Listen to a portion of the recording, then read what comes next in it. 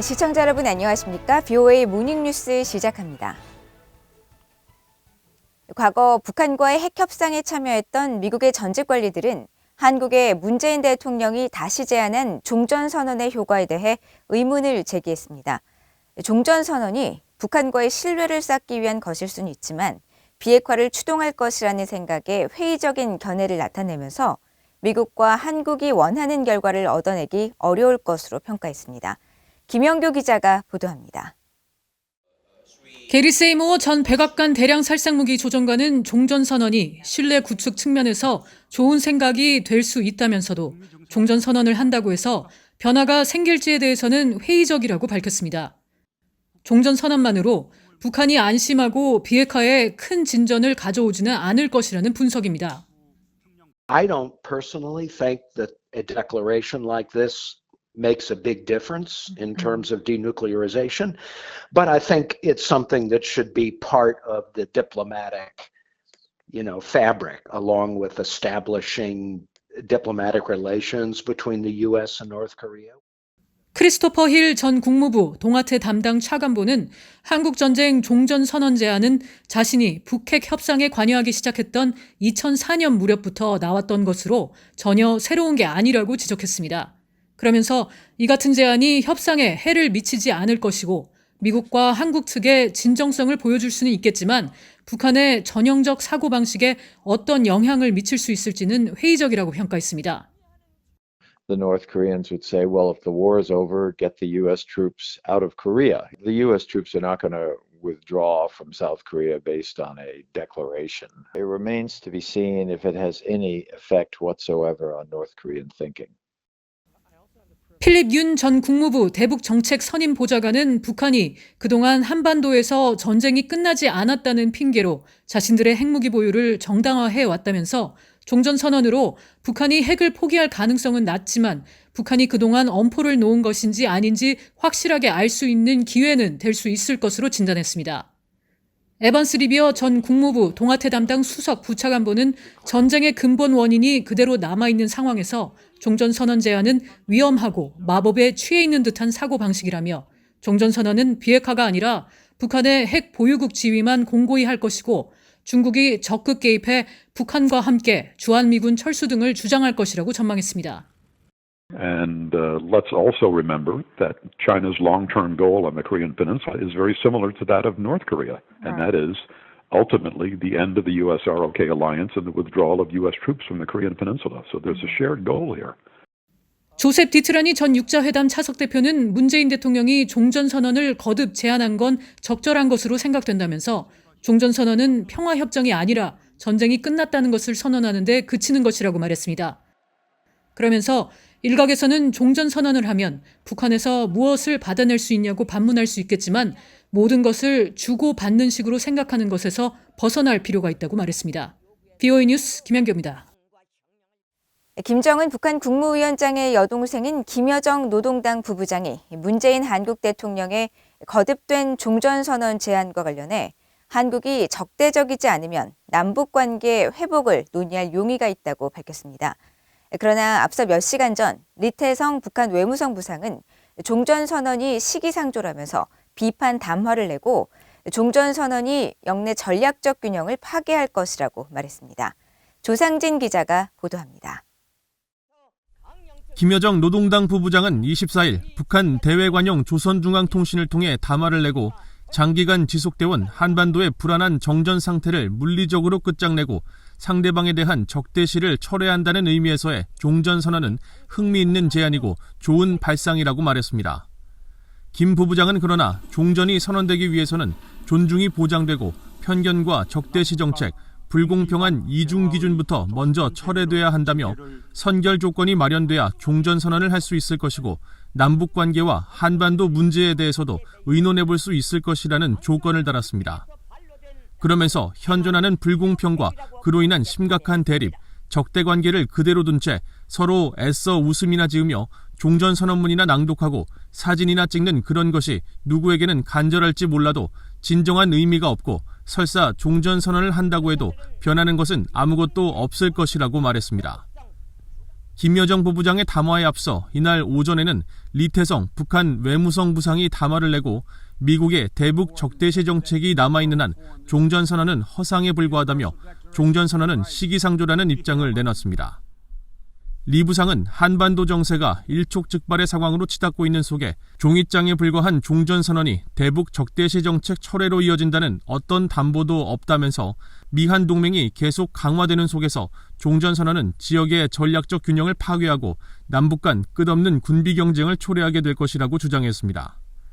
박원곤 이화여대 북한학과 교수는 리태성 외무성 부상의 담화는 종전선언 거부의 방점이 찍혔다면 김여정 부부장의 담화는 한국을 겨냥해 미국의 적대시 정책 철회를 위해 더 노력하라는 뜻을 담은 것으로 분석했습니다.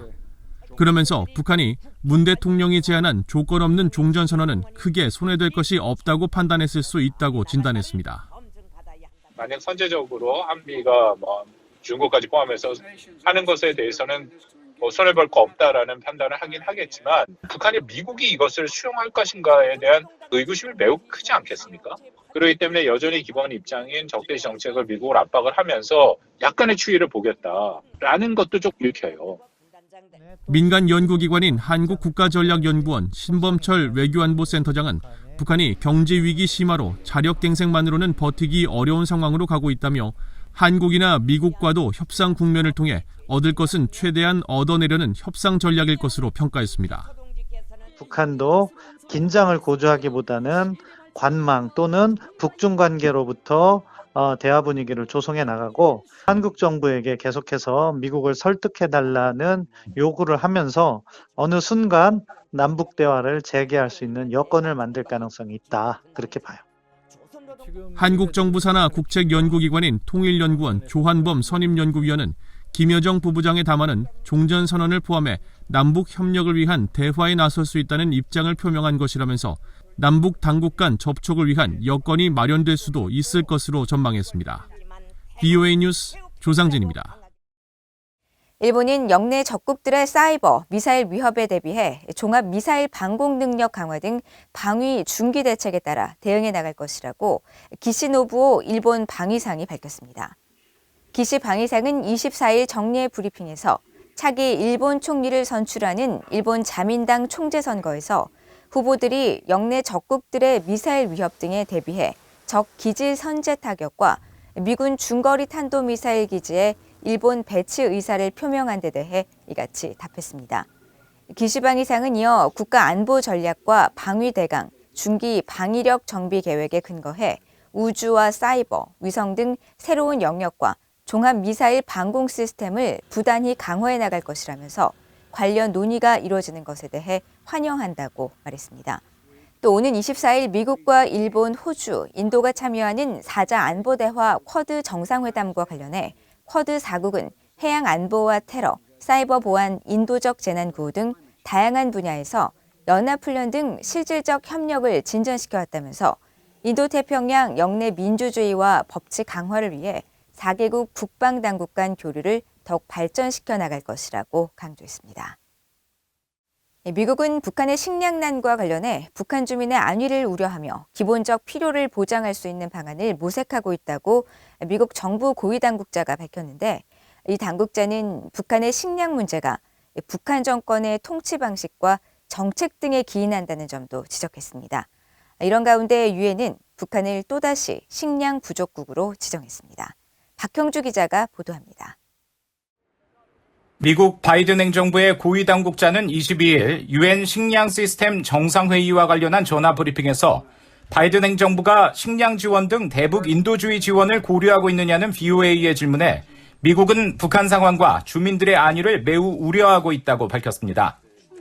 이 당국자는 그러면서 우리는 북한 정부와 주민들을 매우 다르게 보고 있다면서 미국은 북한 주민들의 기본적 필요가 충족될 수 있도록 일하는 방법을 찾기 위해 가능한 한 적극적으로 노력하는 중이라고 밝혔습니다. 이 당국자는 이어 미국은 자체 수단을 통해 직접적으로 지원하는 것이 아니더라도 유엔 세계 식량 계획 WFP의 최대 공여국이자 자금 제공국이며 주요 식량 안보 관련 비정부 기구 NGO를 통해 많은 지원을 제공한다고 설명했습니다. 또 직접적이든 간접적이든 미국은 북한 상황에 대해 분명히 우려하고 있으며 주민들의 필요가 충족되도록 보장하는 방법으로 일하기를 원한다고 밝히고 이는 대통령이 매우 관심을 두는 사안이라고 강조했습니다.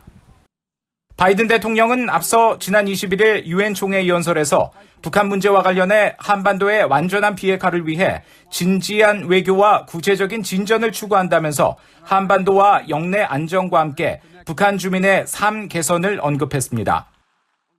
We seek serious and sustained diplomacy to pursue the complete denuclearization of the Korean Peninsula. We seek concrete progress toward an available plan with tangible commitments that would increase stability on the peninsula and in the region, as well as improve the lives of the people in the Democratic People's Republic of Korea.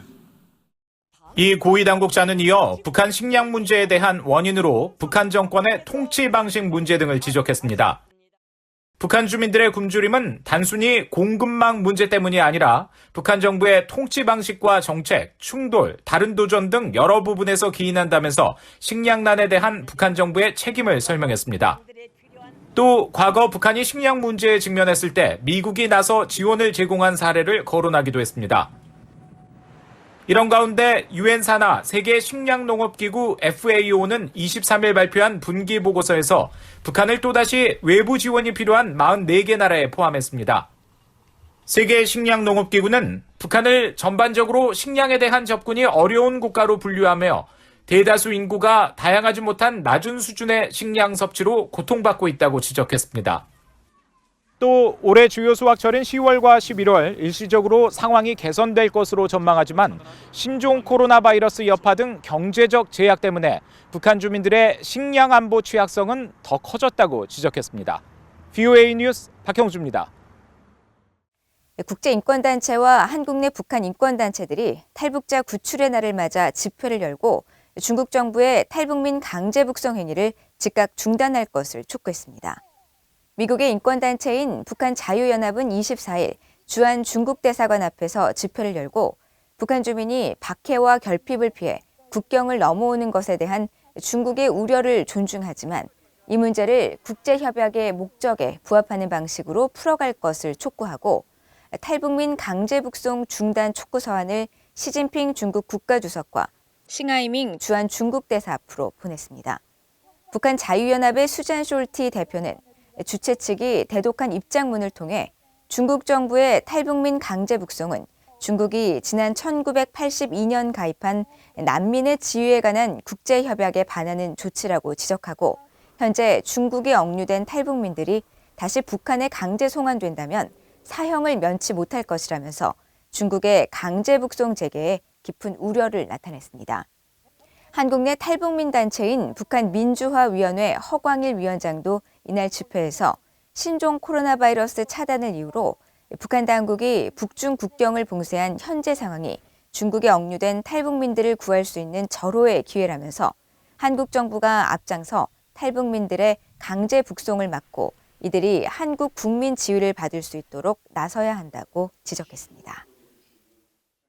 한국통일부가 대북 역량보건협력 사업을 추진하는 민간 단체들에게 한화 100억 원 이내에서 지원을 하기로 심의 의결했다고 밝혔습니다. 한국통일부는 24일 보도자료를 통해 322차 남북교류협력 추진협의회를 열고 남북협력기금으로 민간단체의 대북 역량보건협력 정책사업을 사업당 5억 원, 총 100억 원 한도 내에서 지원하기로 결정했다면서 북한 어린이와 여성, 장애인, 노인 등을 대상으로 한 역량보건사업 추진 대북지원 사업자가 지원 대상이 될 것이라고 밝혔습니다. 또 경원선 한국측 구간 철도복원 건설 사업과 관련된 토지 등 보상에 약 11억 9천만 원을 지원하고 DMZ 평화의 길 고성노선도로 개보수 사업에도 7억 2천만 원을 지원하는 방안도 의결했다고 밝혔습니다. 그러나 북한이 신종 코로나 바이러스 방역 등을 이유로 인도적 지원 물자마저 반입을 꺼리고 있고 남북 관계가 경색 국면인 현재 상황에서 대북 지원 사업이 북한과 합의된 것임을 증명하는 합의서와 사업 계획서를 제출해야 하는 민간 단체들의 지원이 얼마나 이루어질지는 미지수라고 연합뉴스 등 한국 언론들은 전했습니다. 이상으로 BOA 모닝뉴스를 모두 마칩니다. 시청해주신 여러분 고맙습니다.